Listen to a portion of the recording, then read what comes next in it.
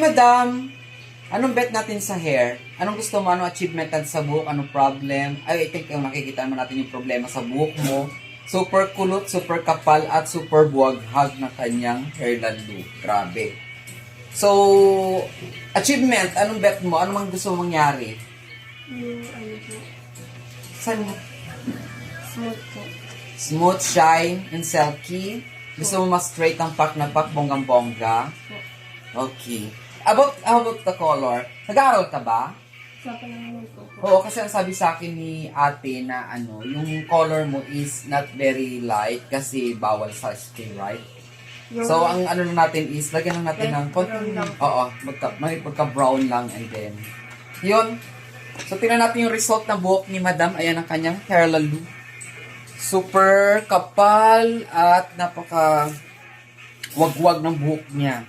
So, gagawin natin ang lahat ng paraan para gumanda ito siya. Yun lang. Abang-abang tayo sa result.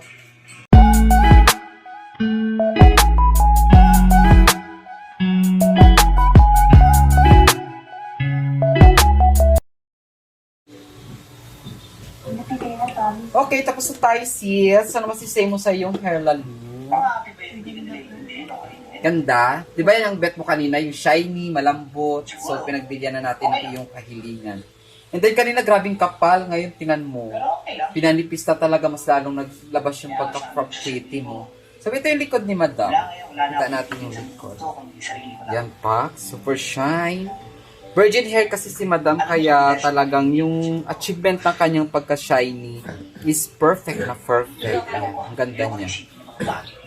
Sa lahat ng mga gusto magpagawa ng hair dyan, go lang po kayo mga madam dito sa aking salon. Ayan po. Makikita nyo at ma-achieve nyo rin po yung ganyang kagandang buhok. Super shiny, super lambot.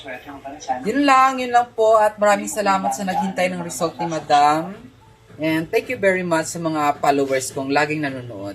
Thank you!